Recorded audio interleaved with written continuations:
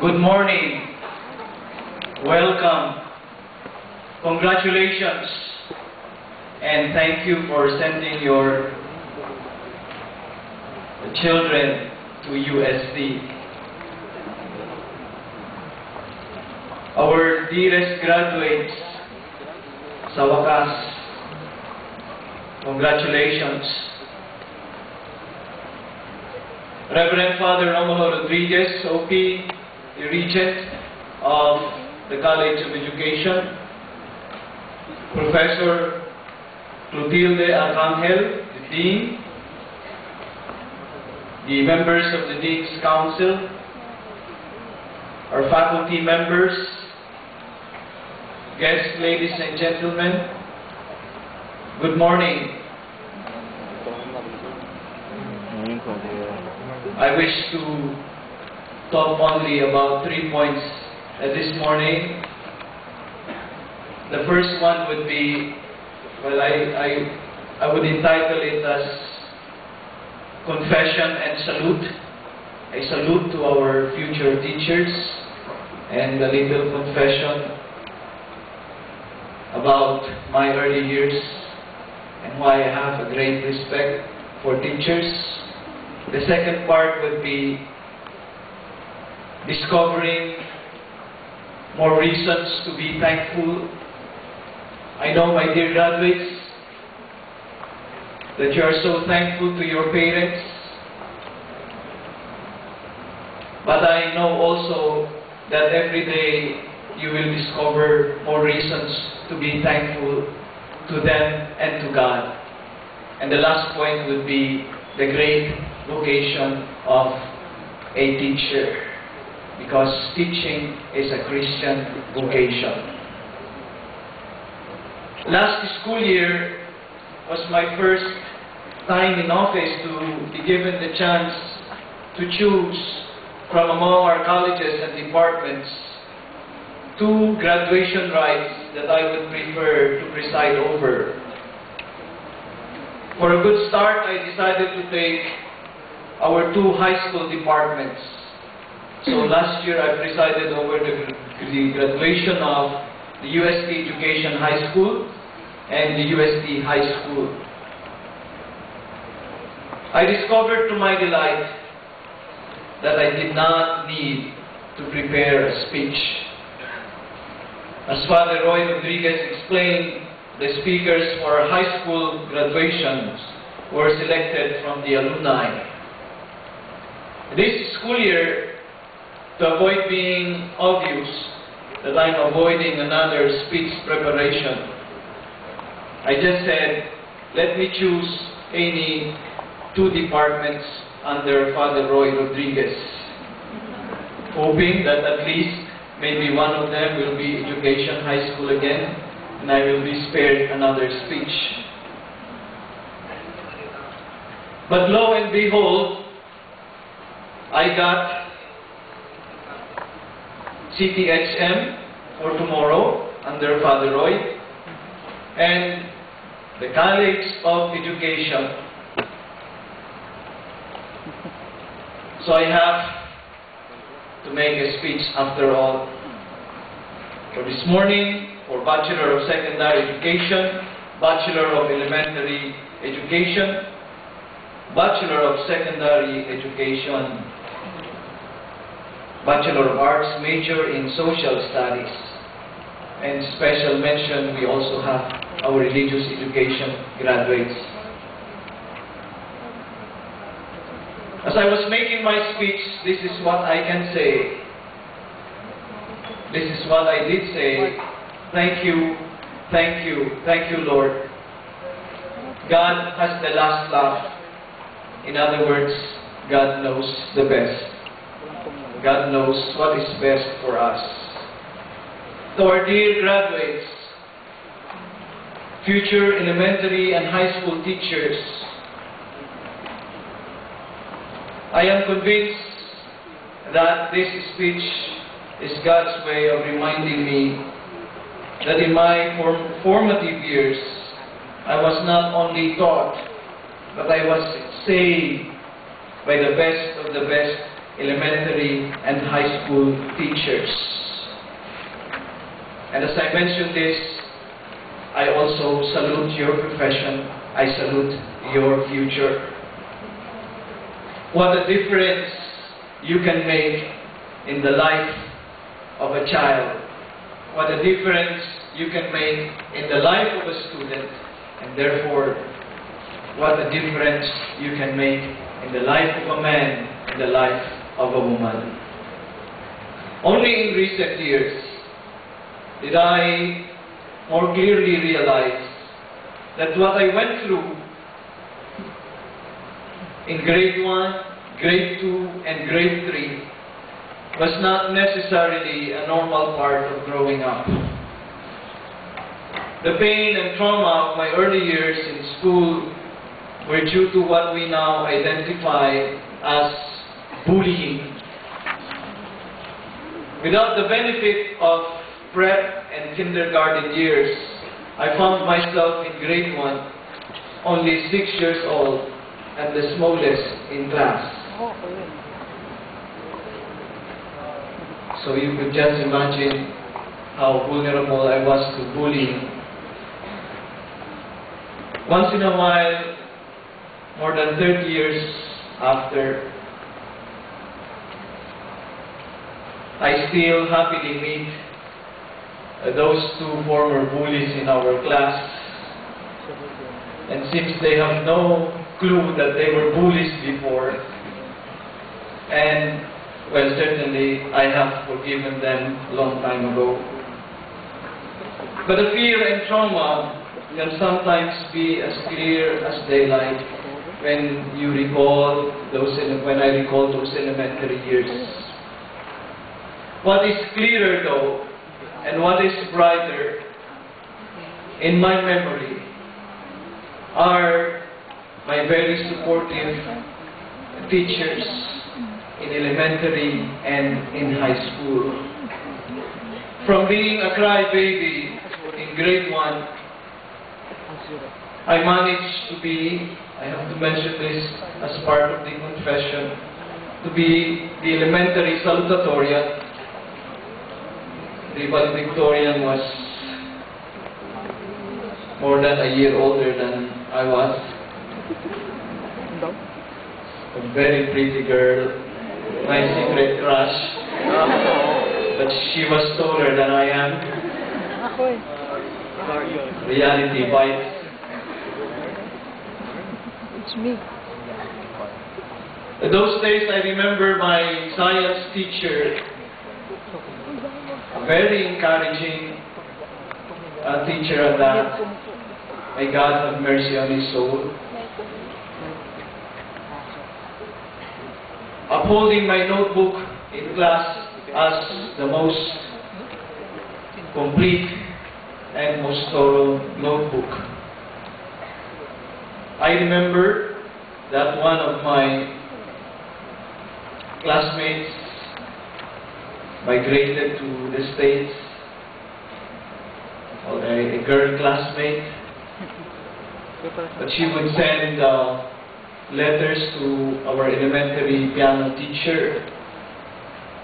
I was then probably grade 4, recovering from the bullying, but that teacher would encourage me.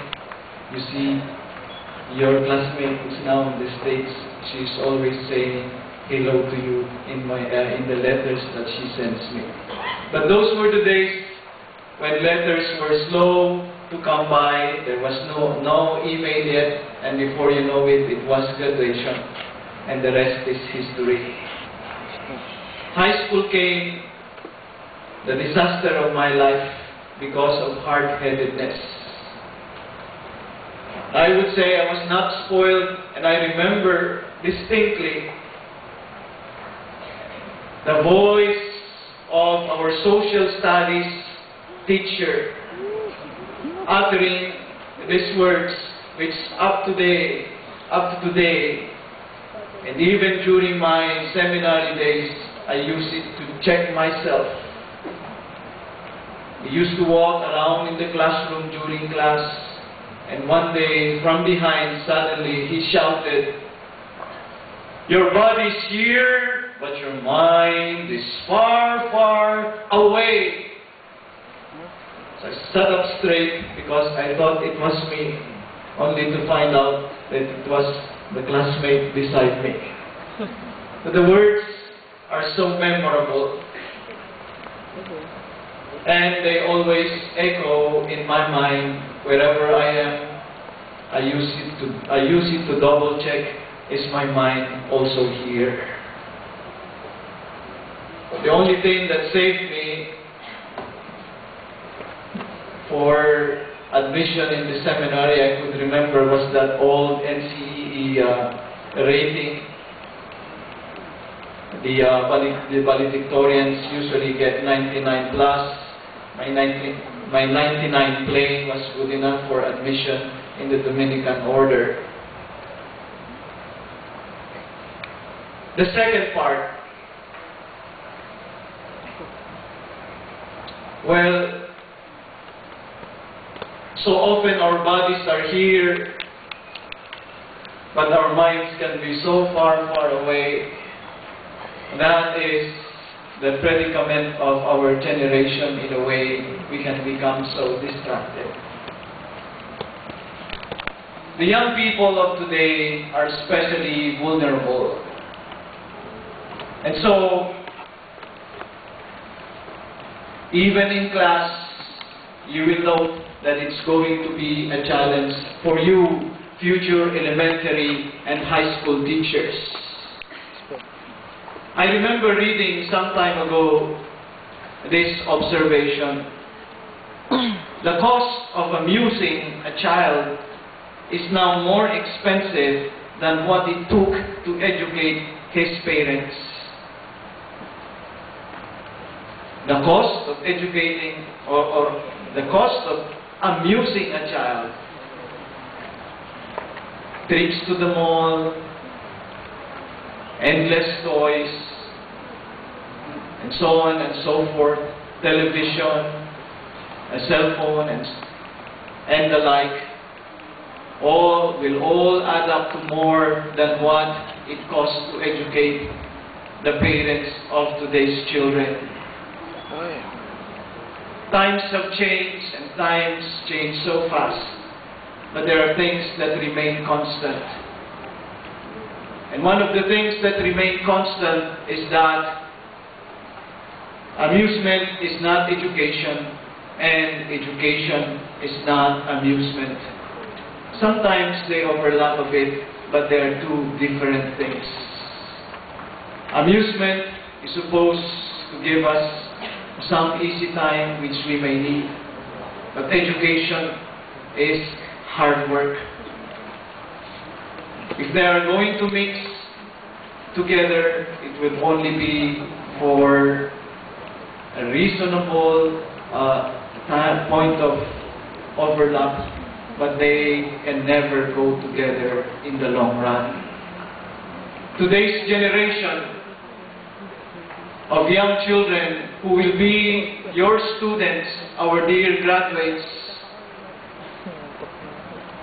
it will not be a fault of their own, but it is going to be the signs of our times that they will be having, as always,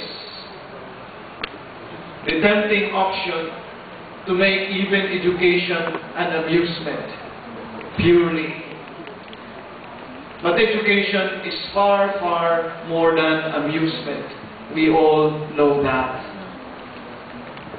And as you are growing up, and what a milestone it is to be graduating, you must have realized, or as you will come to know your young students in the next few years, you will realize all the sacrifice, all the hardships of your parents as you see your students in elementary and high school, and you will discover more reasons to be thankful to your parents. Clearly, these are different times. And this time is called not only for a teacher as a professional, and we come to the third and last point. As always, the teaching profession is a Christian vocation. Every year, we have the orientation of newly hired faculty members here in the University of Santo Tomas. I have requested that they change the name of that orientation from newly hired to newly commissioned faculty members. For as faculty, every teacher has a relationship to the school and to the students beyond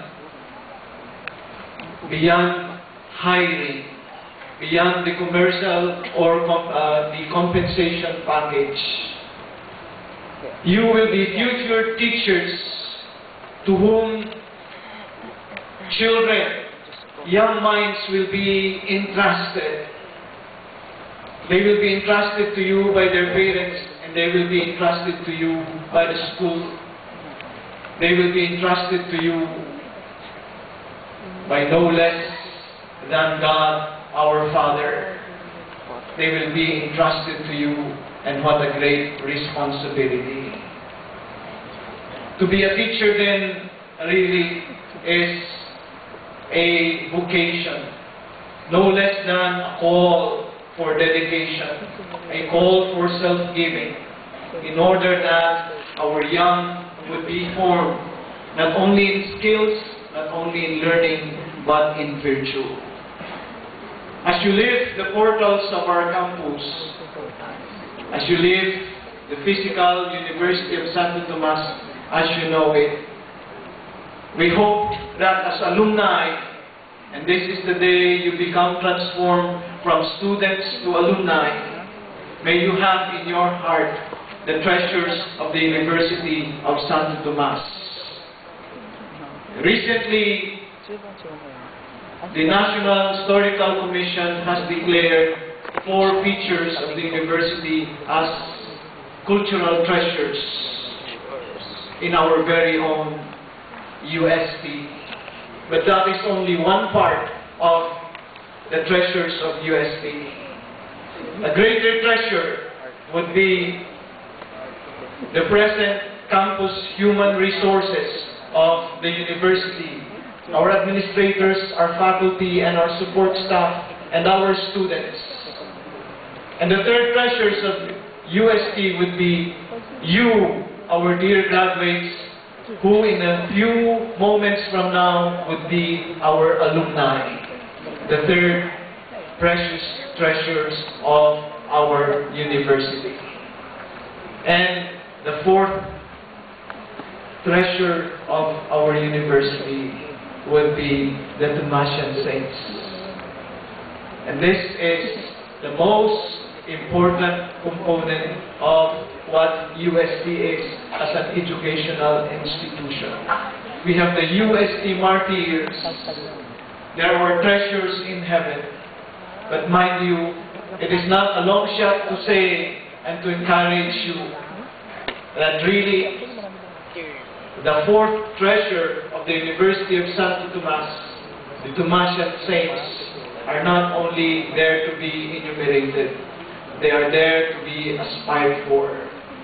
And if they are to be aspired for, if sainthood is to be aspired for, we are looking now here at the graduates who constitute a crucial factor not only in education but in the real formation of Christians who will be not only Tomasian alumni but Tomasian saints, the fourth and most important treasures of our university. Good morning and thank you very much.